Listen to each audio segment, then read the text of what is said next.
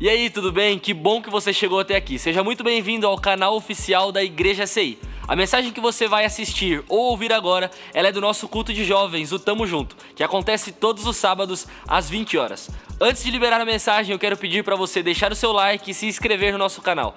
Deus abençoe você e aproveite. Valeu!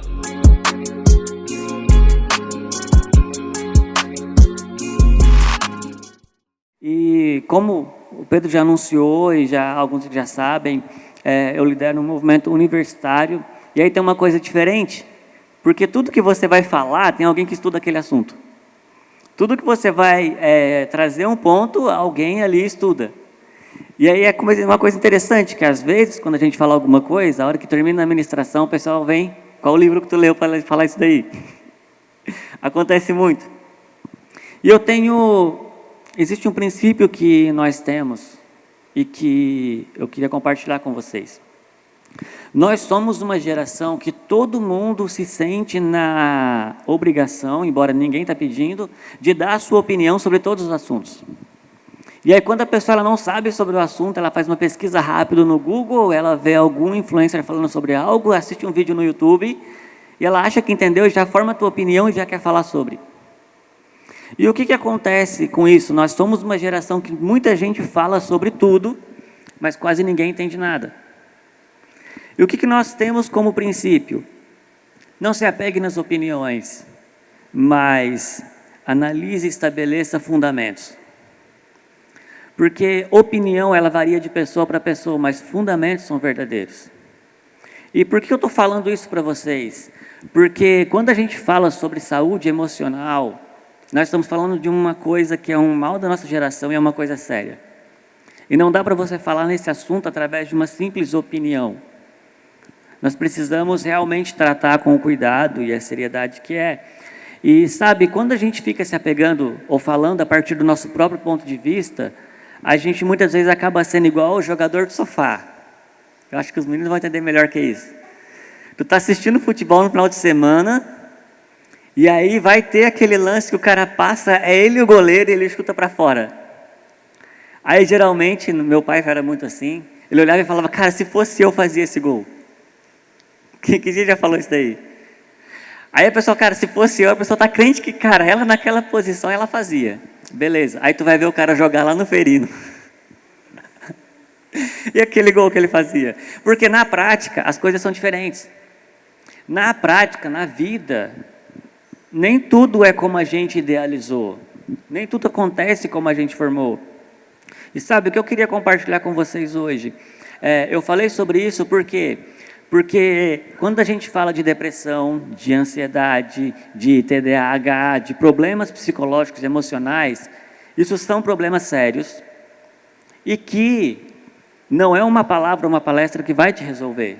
Se você tem ou passa por alguma dessa situação, tu precisa de um médico, tu precisa de um psicólogo. E a coisa certa trata a coisa certa. Quando uma pessoa ela tem um problema de saúde, ela tem câncer, ela tem alguma coisa assim. Eu, por exemplo, tenho um probleminha na coluna e eu vou me tratar com ortopedista. E nós acreditamos num Deus que cura, num Deus que faz o sobrenatural, num Deus que se envolve. E nós oramos por cura, para que Ele cure. Mas até que Ele cure, a gente procura ajuda. E da mesma forma que nós procuramos ajuda e medicação para a nossa saúde física, a nossa saúde emocional precisa igualmente. E é muito, às vezes, o orgulho, ele é o que entra muito na nossa saúde emocional, porque a gente não quer reconhecer que a gente tem algum problema. Então, o que eu quero deixar muito claro aqui, é que até que Jesus te cure, procure ajuda. E eu estou falando isso no início, antes de entrar para a palavra, porque, como eu disse, eu gosto de falar sobre coisas que são fundamentos. E para falar de coisas, eu preciso falar de coisas que eu entendo. O Pedro já comentou que eu sou criativo, ou seja, eu sou formado em publicidade e propaganda, eu entendo de comunicação. Eu estudei muita teologia desde que eu nasci, então eu entendo de Bíblia, eu entendo de comunicação, eu sei, disso eu sei falar. Agora, quando a gente vai falar de psicologia, é outra história. Então, o que eu quero dizer para você, tudo que eu vou falar nessa palavra aqui, é aplicável à nossa vida, de maneira geral. Mas se você tem um caso clínico, entenda que no teu caso você precisa de um profissional. Amém? E por que eu estou falando isso, gente? Porque eu quero ler com vocês um texto, para a gente começar, que está lá no livro de João, capítulo 20. Nós vamos ler a partir do versículo 26. Na verdade, a partir do 24. João 20, a partir do 24. A palavra diz assim: um dos 12, Tomé, apelidado de Gênio, não estava com os outros quando Jesus surgiu no meio deles. E eles disseram: vimos o Senhor. Ele, porém, respondeu: não acreditarei, se não ver as marcas dos pregos em suas mãos, e puser os meus dedos nelas, e a minha mão na marca do seu lado. 8 dias depois, Jesus estava juntos, os discípulos estavam juntos novamente, Tomé estava com eles. As portas estavam trancadas, mas de repente, como antes, Jesus surgiu no meio deles e disse: paz seja com vocês. Disse ele então a Tomé: ponha o teu dedo aqui e veja minhas mãos. Ponha a tua mão na marca do meu lado, não seja incrédulo, creia. Tomé então respondeu: meu Senhor e meu Deus. E Jesus lhes disse: você crê porque me viu, mas felizes aqueles que creram sem ver. Sabe, esse é um texto, após a ressurreição de Jesus, que a gente já conheceu, ouviu falar muitas vezes, mas existe um ponto muito interessante, é que Tomé fala: eu só vou crer se eu puder colocar o meu dedo nas feridas de Jesus. E aqui tem um ponto interessante, sabe o que é? É que quando você tem uma marca, uma ferida ou um machucado, e que está ali naquele momento aberto, você naturalmente tenta proteger. Você nunca vai cair, não sei, quando eu era criança, eu jogava muita bola na rua e direto saía a tampa do dedão, assim. E quando aquilo acontecia, gente, tinha que cortar, né, a pele que ficava pendurada para poder sarar. Era uma luta conseguir deixar alguém cortar aquele negócio, porque estava aberto. Só que nesse texto aqui, Jesus aparece para Tomé, estende as suas mãos e fala: pode tocar. O que Jesus está trazendo para nós como princípio? As nossas marcas, depois de curadas, elas têm o poder de trazer cura. Sabe, nós só conseguimos falar de coisas na nossa vida de maneira clara, segura e aberta se nós já vencemos. Muitas vezes nós temos dificuldade de falar algo porque precisa ser curado. E eu estou começando com esse texto aqui para compartilhar algo com vocês. Eu disse que não vou falar do termo psicológico, mas eu vou falar da minha vida. Dos meus 14 aos meus 16 anos, eu tive uma depressão profunda. E eu nasci na igreja, nunca saí, nunca desandei assim. Eu sempre, na verdade, eu achava sem noção quem saía, porque todo mundo voltava quebrado depois. Igual o Pedro comenta: volta o cão arrependido. E aí eu cresci vendo a galera saía, quebrava a cara, eu voltava. Eu falava: mano, se eu sei que eu vou sair quebrar a cara, para que eu vou sair? Só que isso não me impediu de, quando eu tinha meus 14 para 16 anos ali, de ter um momento de mal, assim, de depressão. E quando a gente passa por isso, mano, parece que tua vida não tem sentido nenhum. Não tem vontade de fazer nada. Tu tá no meio, tá de boa, tá tudo certo. E muitas das vezes, falando por mim agora, eu assumia um posicionamento crítico com algumas coisas que era simplesmente para não ter que me envolver com elas. Sabia disso? Que às vezes uma pessoa é muito crítica, não porque ela está certa, ela tem um senso de justiça, mas porque ela tem uma mágoa que precisa ser curada. Saber disso faz a gente olhar as pessoas com outros olhos. E no meu caso específico, teve um dia que marcou muito a minha vida, que eu sempre fui envolvido com movimentos de adoração. E aí eu fui convidado, né, com os amigos para a gente ir num encontro de adoração que estava acontecendo. E isso foi mais ou menos no ano de 2007 para 2008, ali nesse meado. E quando chegou naquele evento, a galera começou a tocar e tal, e aí eles começaram a tocar uma música, que eu acho que todo mundo que conhece. Mas é uma música que 90% dela é só 2 palavras. Fica repetindo: majestade, santa, e começou a tocar. E aí eu estava no meio, assim, começou a tocar, e eu olhei assim, que legal, e eu estava naquela expectativa, né, cadê o resto da música? E eu estava, tipo, por dentro, assim, olhando, julgando. Mano, é só isso? Cadê? E aí uma das meninas que tinha me convidado para ir, que estava junto com a nossa galera, ela veio, e eu estava no meio, assim, e ela me pegou e me trouxe para frente. junto com a galera que estava na frente. E eu cheguei e a música era só isso mesmo, tá? Não tinha outra parte no final. Se tinha naquela época, não tocaram. Mas eu lembro que quando, tipo, começou a subir, foi no meio, aquele dia o pessoal ficou 40 minutos cantando só isso. Mas eu lembro que quando chegou no meio e que eu fechei o olho e desci, eu senti literalmente senti fisicamente mesmo, como se passasse uma onda, uma cachoeira e começasse a me lavar. Aquele dia eu comecei a sentir isso, eu comecei a sentir algo me limpando, algo me lavando. E eu senti uma melhora instantânea. E quando eu cheguei na igreja no outro dia, que esse encontro não foi na minha igreja que eu congregava, o meu pastor chegou e me disse: o que aconteceu contigo que está diferente? E aí eu contei para ele falou: cara, tu teve uma experiência incrível com Deus, tem que contar isso. Eu falei: amém, na hora certa, hoje é a primeira vez que eu estou contando publicamente. Então, por que eu estou contando isso para vocês? Porque eu sei o que é estar do outro lado.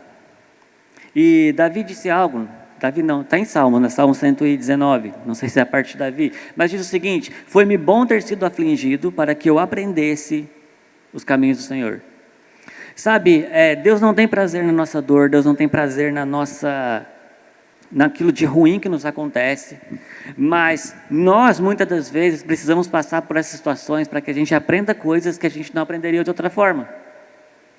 E para mim, eu vejo que, tipo assim, por mais que eu fui curado daquele mal, aquele dia, naquele encontro, houve um processo que me fez amadurecer como pessoa depois daquilo. E eu nunca mais olhei para as outras pessoas da mesma forma.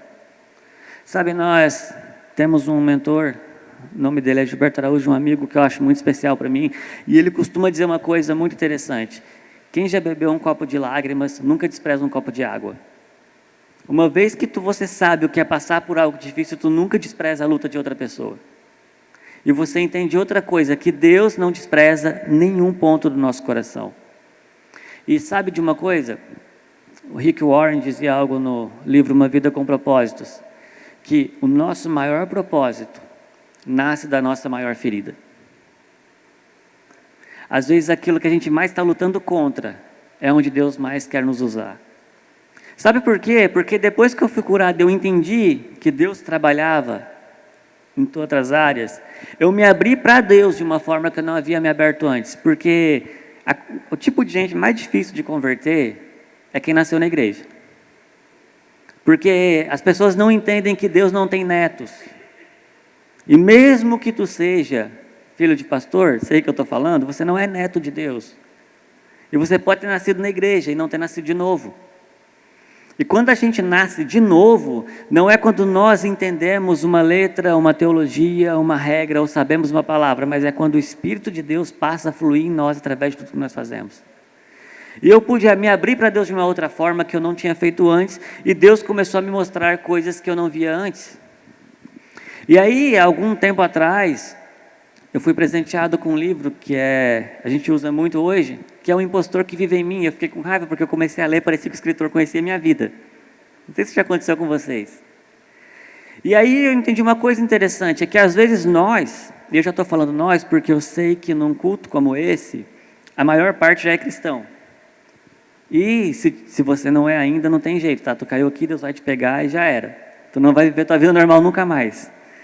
O que acontece? Nós muitas das vezes entendemos a mensagem de salvação, entregamos a nossa vida para Deus, agora a gente está salvo, e aí a gente acha que o nosso objetivo é só alcançar as pessoas e está tudo certo. A gente não entende que muitas vezes o amor que nós estamos querendo levar para uma pessoa que está lá fora, o amor que a gente quer levar para os moradores de rua, para os viciados, o amor que a gente quer levar para as prostitutas e para as pessoas, na verdade é o amor que nós precisamos e nós somos o maior alvo dele. E nós ainda não o experimentamos na plenitude que Deus quer que a gente experimente. Porque o Evangelho ele não é só uma mensagem que a gente prega, ela é uma vida que a gente recebe e transborda. Sabe, a vida em Cristo ela não é uma linha teológica correta, embora isso faça parte, mas a vida de Cristo é uma nova natureza encarnada em nós através do Espírito Santo. O Evangelho não é algo que simplesmente muda a nossa filosofia de vida, na verdade ele nos dá uma nova vida, e isso muda tudo que a gente começa a olhar. E sabe, eu quero dizer uma coisa para vocês aqui, a minha primeira formação, eu fui formado em controle de qualidade. E eu trabalhei 5 anos nessa área. E, na verdade, é um trabalho que você trabalha resolvendo problemas. E aí a gente tinha um conceito, assim, nisso que eu acabei trazendo para a minha vida, que é de todos os problemas que tinha que resolver, a gente nunca resolvia quando aparecia. A gente meio parava, olhava, e aí tinha um conceito. Qual que é a causa raiz desse problema? Sabe por quê? Eu vou te explicar. Imagina que tem uma goteira caindo na sala da tua casa. Aí, geralmente, o que as pessoas fazem? Elas pegam uma toalha e botam ali, e aí continua pingando, não espalha. Só que chega um momento que aquilo fica encharcado, aí você tira e troca. Aí, se você assistiu Chaves, você vai lá e põe um balde. Depois você tira e vai indo. Ou seja, você está contendo aquele problema, mas você não está resolvendo. A causa raiz não é o chão que está molhado, é o telhado que está furado. Faz sentido? Às vezes a gente não consegue romper na vida ou não consegue vencer algumas situações porque a gente fica focando na consequência, focando naquilo que a gente pode, tentando conter as coisas, mas a gente não atua na causa raiz, no mal que realmente causa aquele problema. E enquanto a verdadeira transformação na nossa vida acontece quando as raízes são mudadas. E quando a gente começa a olhar agora para a causa raiz, existe uma causa raiz para toda a nossa desordem emocional. Existe uma causa que causou todo o mal no mundo. E muitas das vezes a gente só olha para isso de uma forma espiritual, mas na verdade foi algo que rompeu com toda a natureza humana, terrestre, dos animais. Sabe, eu quero fazer uma pergunta para vocês, e assim, não tenha receio, tá? Aqui tem uma luz na minha cara, eu quase não estou vendo vocês. Sabe como é que é isso, né? Então não tem problema. Uma pergunta é o seguinte, ó. Quem aqui tem clareza de qual que é o teu propósito aqui na Terra e pode dizer, cara, eu estou vivendo o que eu fui feito para viver? Levanta a mão. Você tem clareza de falar, cara, eu estou vivendo o que eu fui feito para viver? Tem pouca gente. Sabe o que acontece com isso? Vou te explicar. Se eu pudesse dar um tema para essa mensagem, ela seria quem nós fomos feitos para ser. A grande questão, a gente vai ter que olhar a causa raiz, aonde tudo começou, a gente precisa voltar para Gênesis. E aí, quando você olha para quando Deus me cria e Deus te cria, antes Deus havia criado um jardim, os animais, a terra. Deus coloca o homem ali e fala, ó, você precisa cuidar e cultivar esse lugar. Quando Deus vai criar o homem, a palavra de Deus é, façamos um novo adorador. E aí Deus coloca Adão e Eva no jardim para que eles cuidassem daquilo. E ali havia uma perfeita adoração, uma perfeita comunhão, uma perfeita harmonia. E tudo estava como foi feito para ser. E acontece uma queda. Gênesis 3, a partir do versículo 8, existe uma pergunta de Deus para Adão. Que é quando Deus olha para Adão e fala, Adão, aonde você está? Aquele momento é um momento triste, porque imagina o seguinte, todos os dias, no final da tarde, Deus vinha conversar com Adão. Pessoalmente, assim, ó, imagina Deus vindo conversar contigo pessoalmente. Naquele dia, quando Deus vem, Adão havia se escondido, porque, você sabe, ele caiu no pecado com Eva. Quando Deus fala para Adão, Adão, aonde você está? Adão não havia sido expulso daquele lugar ainda, mas ele havia caído numa posição. O relacionamento que ele tinha com Deus sofreu uma ruptura. E essa geralmente é a única ruptura que a gente enxerga em Gênesis, mas não fala só disso. Porque quando Deus chama Adão e vai conversar, Adão vira para Deus e fala, Deus, a mulher que tu me deste, comeu o fruto e deu para mim. O pecado começa causando uma ruptura entre o homem e Deus, mas reflete numa ruptura entre o homem e a mulher, entre o homem e o próximo. Ele causou uma ruptura em nossos relacionamentos. Quando Deus vai olhar, e aí Eva fala, foi a serpente, jogando a culpa para o outro ali. E Deus então começa a trazer a consequência daquilo, porque Deus não castigou o homem, na verdade o ato do homem teve a sua consequência. Deus olha para Adão e diz, olha, do suor do seu trabalho você comerá. E naquele momento a terra produziu espinhos, então o pecado trouxe uma ruptura do homem com a criação. Aquela harmonia perfeita foi perdida. Houve um momento em que o nosso ser, como humanos, entrou numa desordem. Nós entramos numa desordem que rompeu o nosso relacionamento com Deus, com o próximo e com a criação. Entenda uma coisa, quando Deus nos criou, Ele disse o seguinte: façamos o homem a nossa imagem e semelhança. Tu sabe o que significa isso? Vou te falar, eu trabalho criando imagens. Quando a Bíblia fala de imagem, ela não está falando de aparência, ela está falando de representação. Quando Deus cria o homem à sua imagem, Deus cria aquele que haveria de representar a sua presença diante de toda a criação. E através da presença de Deus na vida dele, o homem deveria governar a criação.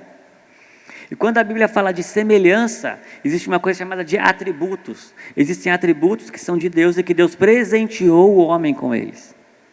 Tu quer ver uma coisa? Amor, criatividade, bondade, são atributos, racionalidade de Deus, que Deus nos presenteou.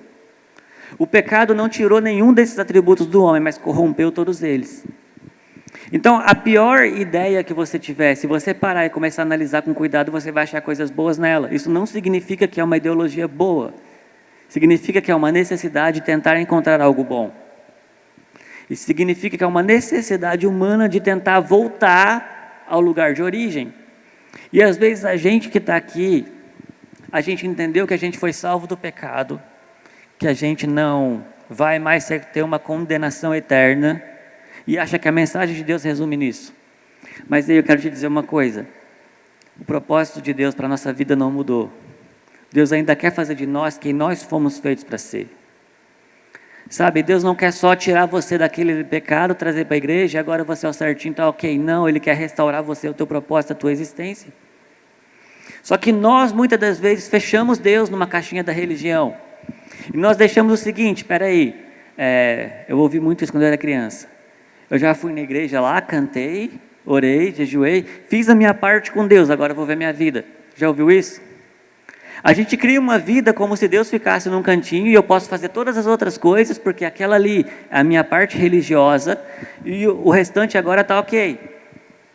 Só que, gente, Deus não é cardiologista para querer só o seu coração. Ele se entregou por completo e nos quer por completo. Existe uma filosofia que teve origem com Platão, foi crescendo, e nos últimos 100 anos ela teve uma onda forte dentro da igreja, que é uma coisa chamada de gnosticismo. O que os gnósticos eles acreditavam? Eles acreditavam que existia uma separação entre o mundo material e o mundo espiritual. E que as pessoas alcançavam a pureza e a salvação se ela fizesse sacrifícios espirituais em detrimento da sua vida material. E o que acontece quando isso entra no nosso meio? A gente acha que a gente fazer a nossa parte espiritual, está tudo ok, e a nossa vida material é uma coisa paralela. Só que o Evangelho, ele vem em nossa vida para unificar todas as coisas e colocar tudo no lugar certo.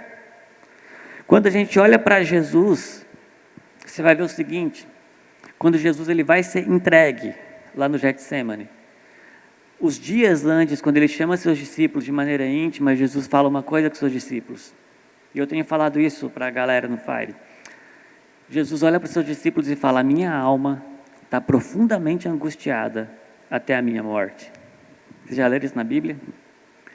Beleza, então Jesus estava sofrendo na alma, ao ponto de suar sangue, que era o mesmo tipo de pressão que as pessoas que são condenadas à morte sentem. Jesus estava sentindo uma angústia profunda. A partir daquele momento, Jesus é preso. E quando ele é preso, ele começa a ser torturado. Ele tem o seu corpo desfigurado de tanto apanhar. Ele teve o seu corpo entregue. Depois ele é pregado numa cruz. E ele fica ali até o momento em que ele olha para o céu e diz: Pai, em tuas mãos entrego o meu espírito. Sabe que isso revela para nós? Isaías 53 é um texto muito conhecido, que diz que ele levou sobre si as nossas dores e as nossas enfermidades tomou sobre si. Nós o chamávamos de aflito, ferido de Deus e oprimido, mas ele foi ferido pelas nossas iniquidades e pelas suas feridas nós fomos sarados. Jesus não estava ali só pelas suas feridas físicas, mas ele rendeu o seu espírito, ele teve o teu corpo entregue e ele teve a tua alma entregue. Então Jesus não levou sobre si só as nossas enfermidades do nosso corpo, mas todas as dores do nosso coração. Ele levou sobre si todas as marcas que nós podemos um dia receber. Sabe? E por que isso traz para nós? Que Deus se importa. Não existe uma área que é pequena demais para Deus. Não existe um setor da tua vida que Ele não se importa, que Ele não queira. Só que nós perdemos essa conexão com Ele. E nós acabamos então tendo uma imagem distorcida de nós mesmos. Nós entendemos que somos salvos, mas se eu te perguntar, eu perguntei clareza de propósito, quem você foi feito para ser? Você teria uma resposta? Não é a pergunta quem você é, e nem a que as pessoas dizem que você é, mas quem você foi feito para ser. Sabe por quê? Quando a gente não tem a clareza de quem eu fui feito para ser, eu fico tentando me encaixar ou me encontrar em alguma coisa. Eu fico tentando me colocar em lugares, ou às vezes me comparar com coisas, criando uma imagem minha para os outros, que às vezes não é verdade, numa tentativa de se encontrar. E existe uma coisa muito interessante aqui. Nós temos sido, atualmente, principalmente com esse auge de mídias sociais, uma geração de imagem, na qual as pessoas se avaliam, se julgam e julgam outros pela imagem que ela transmite, principalmente numa era instagramável. E aí a gente acaba entrando, quando você começa a falar de imagem, você acaba entrando numa onda de autoestima, de baixa estima. Já viram essa conversa? Às vezes tem pessoas que se sentem mal porque ela postou uma foto e teve pouca curtida. O pior nem é isso. Às vezes, já teve pessoa que veio conversar comigo que estava se sentindo mal, assim, a gente começou a trocar ideia. E o que acontece? Ela tinha trabalhado o dia todo, ido para a faculdade, estudado, voltado para casa. Aí ela tomou banho e saiu assim, destruída, né? Cansada, aquele dia puxado. E aí quando ela chegou e foi entrar no Instagram, ela viu que as amigas estavam tudo com foto top. E aí tipo, e ela não estava bem. E ela me mandou uma mensagem falando, cara, é que isso faz a gente se comparar muito. E sabe qual que é a verdade? É que não faz sentido nenhum tu comparar aquilo que o outro está sendo no palco com quem você é nos bastidores. Tipo, aqui agora, se você for olhar, aqui é um palco. Tem uma luz montada, tem um cenário montado, tem uma organização feita, existe um preparo para estar aqui. Não faz sentido nenhum comparar esse momento aqui com o momento que eu estava lá em casa, com a Bíblia aberta, estudando isso aqui. Se eu pego no momento que eu estou lá no meu quarto olhando e eu começo a me comparar com as pessoas que estão lá na frente, é óbvio que uma coisa parece outra. Só que tem outra coisa que é mais interessante, é que quando você começa a entender quem Deus te criou para ser, você vai perceber que Deus te criou de uma maneira que não tem como você se comparar. Porque Deus deu para você atributos que os outros não possuem. Sabe quem estava aqui semana passada? Ó, tem uma galerinha que estava. Quem ouviu a mensagem que o Pedro pregou semana passada? Gente, se eu for comparar a minha pregação com a do Pedro semana passada, eu começo a entrar em depressão agora mesmo. Aí eu vou precisar sentar aí e ouvir. Porque foi muito bom. Mas qual que é a questão que Deus quer nos colocar? É algo que eu tenho acostumado a repetir. Quando Deus te criou para ser um número único e não um número 1. Se você começa a comparar, você estabelece um pódio entre quem é melhor, quem é pior. Número 1, número 2. Mas tu não pode comparar algo que é único. Então a gente começa a entender algo. Porque quando a gente fala, e aí Timothy Keller vai dizer isso, sobre autoestima e baixa estima, você está falando de dois lados da mesma moeda. O Tim Keller vai falar isso no Ego Transformado. Que uma pessoa com autoestima é como se ela fosse um balão cheio. Ela está ali, cheia de si e tudo mais. Mas um balão está cheio de ar. A hora que ela não tem o reconhecimento que ela espera é um balão furado. E aí você vai ver pessoas com baixa estima, tu vai perceber que foi pessoas que tiveram o seu balão furado. E tudo isso está baseado no quê? Numa imagem de percepção que nós temos de nós mesmos. E, gente, como que a gente começa agora a caminhar para a maneira que a gente entendeu um problema? Até agora eu falei só de problemas, se vocês perceberam assim, né? Só falei das nossas crises aí. Mas aonde a gente começa a encontrar um ponto no Evangelho que as coisas começam a acontecer? Tu quer ter uma coisa que eu faço, eu tenho, e calibra meu ego toda vez que eu estou mal, é o seguinte: quando você for se arrumar e você olhar no espelho, independente se tu está naquele dia que tu está se achando cara, ou se tu está naquele dia que tu está achando que tu está acabado, quando tu olhar para o espelho, tente enxergar alguém por quem Cristo morreu. A cruz coloca o nosso ego no lugar. A cruz coloca as nossas emoções no nosso lugar e a nossa valorização no nosso lugar. Sabe por quê? Porque olha para mim. Se Jesus morreu por mim, cara, se Deus morreu por mim, mano, eu sou a pessoa mais amada do mundo, cara. Sério, se você entender que Deus morreu por você e não se sentir a pessoa mais amada do mundo, você não vai se sentir amado por mais nada.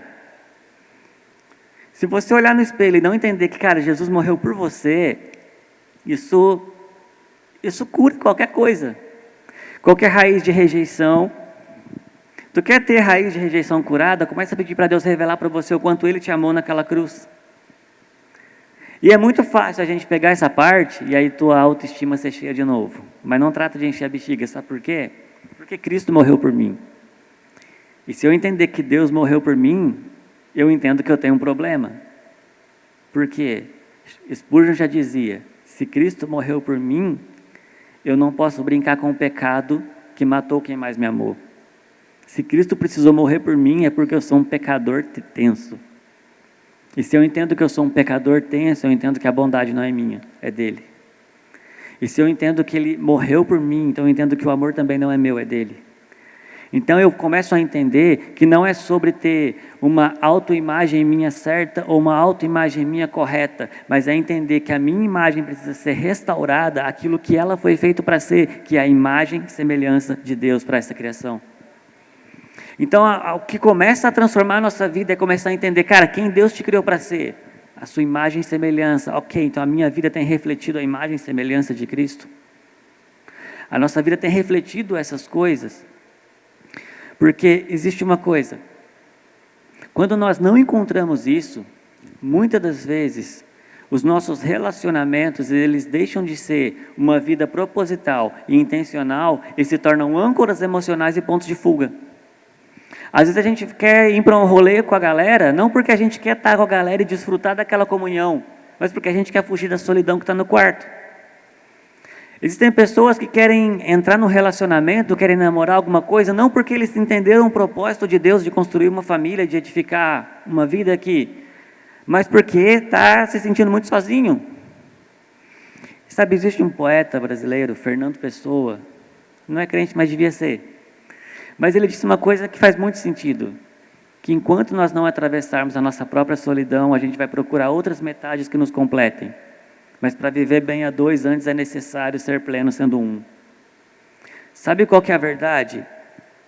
É que nós não precisamos de bengalas emocionais, nós precisamos que as nossas emoções sejam rendidas a Cristo. Porque Ele se importa com isso, Ele já levou sobre Ele na cruz.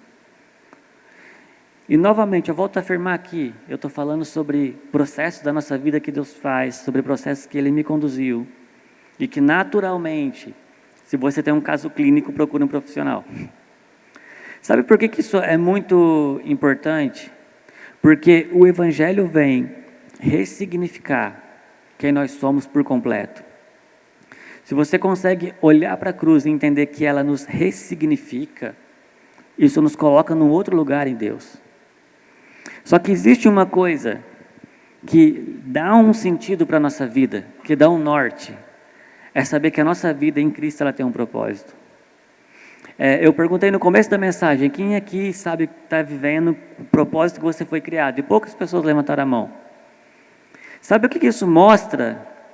Que nós precisamos mergulhar um pouco mais em Deus e entender um pouco mais do que Ele tem para nós.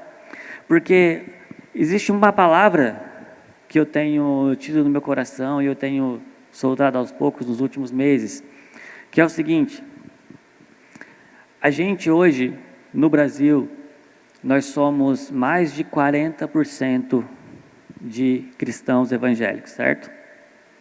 E segundo a sociologia, 10% de uma população posicionada consegue causar uma transformação em toda aquela região.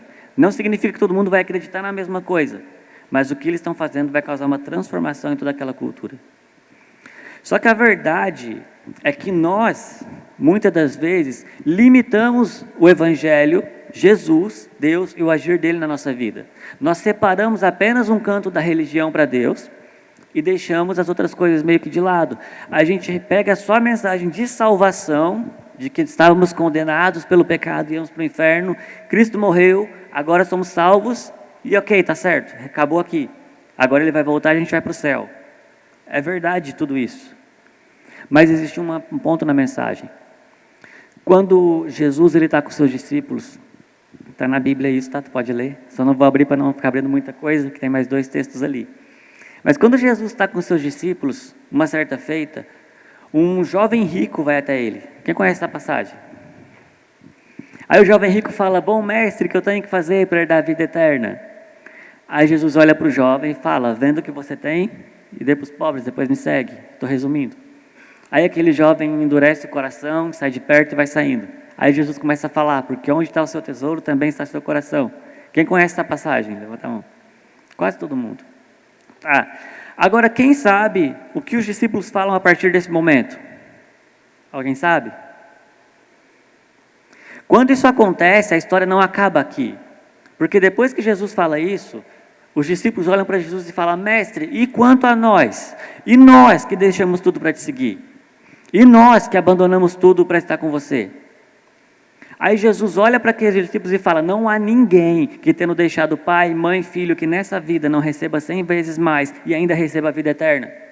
Deixa eu te dizer uma coisa, Jesus não te salvou só para que você não seja condenado, mas para que você tenha um propósito eterno aqui, que começa aqui e ecoa pela eternidade.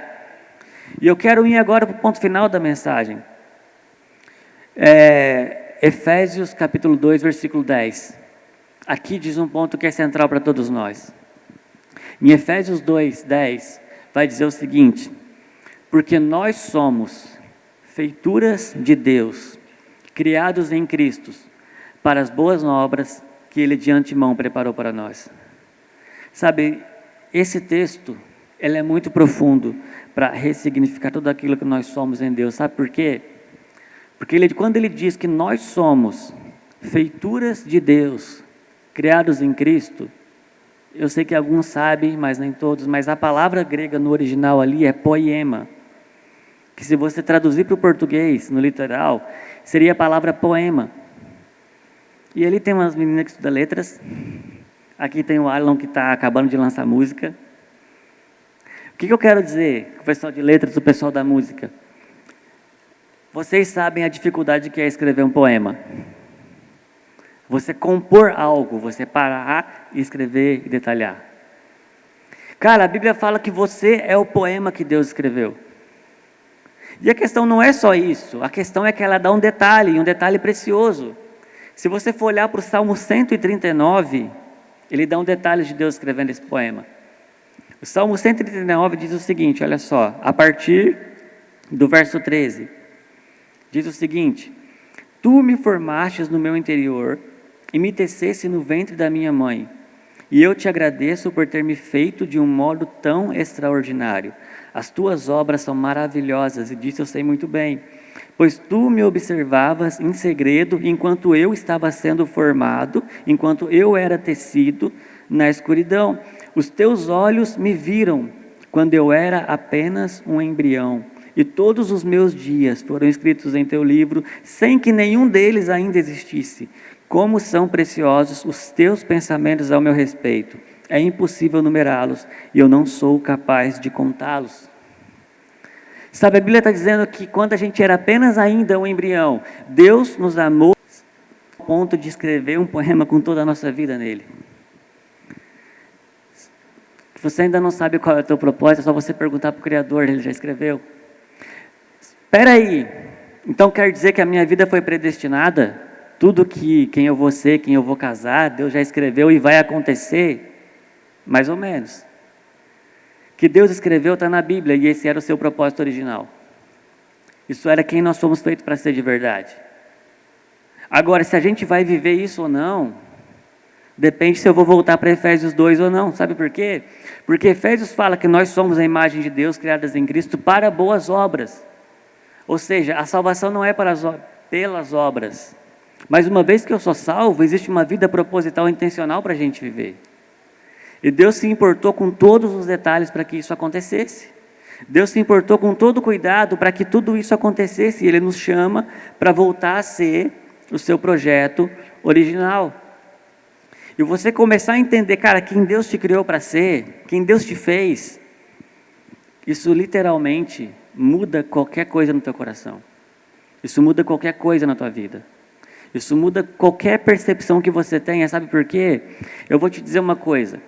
Existe um propósito específico para a tua vida, amém? Mas existem propósitos e coisas na vida que são gerais, são para todo mundo. E se você ainda não encontrou o teu propósito específico, comece vivendo o propósito geral que você vai chegar no específico. E todos nós que somos cristãos, eu quero encerrar com esse ponto, nós temos todos, tá? 3 propósitos na nossa vida. Às vezes a gente só vive um deles, mas 3 são para todo mundo. Você que nasceu de novo e agora está em Cristo, a Bíblia vai dizer que tudo que nós fazemos precisa ser feito para a glória de Deus. Então você precisa glorificar a Deus através de tudo que você faz. Esse é o primeiro. O segundo propósito de Deus para todos nós é aquilo que Jesus disse: ide por todo mundo e pregar o Evangelho. Não é que todo mundo vai ser pastor ou vai subir aqui em cima, mas que você precisa alcançar pessoas com a mensagem que te alcançou. Então você tem sim um propósito de evangelizar pessoas. E existe o terceiro, que esse é muitas vezes negligenciado. Nós somos feitos embaixadores de Cristo aqui na terra. Deus nos escolheu para sermos reinos e sacerdotes dele. Então nós temos um propósito que através daquilo que nós fazemos, nós precisamos não só alcançar pessoas e glorificar a Deus, mas também estabelecer o seu reino. E eu quero encerrar com esse ponto dizendo o seguinte: nós muitas das vezes não entendemos o que Jesus disse. Quando Jesus fala da nossa vida, não fique preocupado com o que você vai comer ou beber, mas buscar em primeiro lugar o reino de Deus e sua justiça. Entender isso transforma a nossa vida, sabe por quê? Porque buscar o reino de Deus, a gente entende errado. A gente acha que buscar o reino de Deus é eu vir no culto domingo, cumprir a obrigação e agora eu vou viver a semana. Isso faz parte, mas não é isso que o texto está dizendo. Porque quando você vai buscar o reino, primeiro você precisa entender o que é. E o reino de Deus é o lugar onde o governo de Deus é estabelecido. É o lugar onde Deus governa. É o lugar onde a vontade de Deus é feita. Então quando Jesus começa a falar, buscai o reino de Deus, Ele está dizendo, buscai que eu governe a sua vida. Busque que a minha vontade seja feita, que o meu governo seja estabelecido, que os meus princípios sejam vividos nesse lugar. E quando a Bíblia vai falar de sua justiça, a justiça de Deus não é a justiça brasileira, ou a justiça do mundo. Por quê? Eu vou explicar para você. A nossa justiça do mundo é uma justiça que se baseia na punição de culpado. Então, uma pessoa foi lá e roubou. Como que a justiça brasileira atua? A justiça vai lá, pegar a pessoa que roubou e aplicar uma pena justa nele, certo? Só que a justiça bíblica que está escrito ali é uma palavra que significa estado perfeito. A justiça de Deus não é uma justiça baseada só na punição de quem está errado, mas uma justiça que se baseia em colocando as coisas em seu estado perfeito que elas foram criadas para estar. Quando Jesus fala buscar o reino de Deus e a sua justiça, Ele está falando busque que Deus governe. Não é eu governo ou eu triunfo, é que Deus governe. Que o governo de Deus seja estabelecido e que aquilo, pela justiça de Deus, volte a ser o que foi criado para ser. Então Jesus fala para a nossa vida, não se preocupe com o que você tem de comer ou beber, mas estabeleça o governo de Deus na sua vida. Ou seja, Deus precisa governar sobre a minha finança para que eu possa comer bem e viver bem. A Bíblia vai dizer que o justo comerá o melhor da terra. Se a gente não está nisso, a justiça de Deus precisa ser estabelecida. Faz sentido para vocês? Sabe, por que isso faz sentido falar num culto de saúde emocional? Porque se tem uma coisa que muda totalmente as nossas emoções, é o nosso senso de propósito. É o nosso senso de que a nossa vida tem um sentido. Tipo, eu falei que quando eu tive depressão, o que mais me marcava era que eu não via sentido nenhum em nada que eu fazia. Agora, quando você entende que Deus tem um propósito e um sentido em tudo que você faz, isso muda muita coisa. Sabe, eu quero encerrar dizendo o seguinte: existe uma palavra de Deus sobre nós. A Bíblia diz que nós somos a coroa da criação de Deus. A Bíblia diz, eu já li, que nós somos o poema que ele escreveu. Pedro vai dizer que nós somos sacerdócio real, uma nação santa, um povo comprado e adquirido com o sangue de Cristo. Existe muita coisa sobre a nossa vida, existe muita coisa que Deus tem propósito. Quando você vai ler, eu vou fazer uma pergunta rápida aqui, ó. Quem aqui é solteiro? Tem uma galera, né? Agora deixa eu te dizer uma coisa.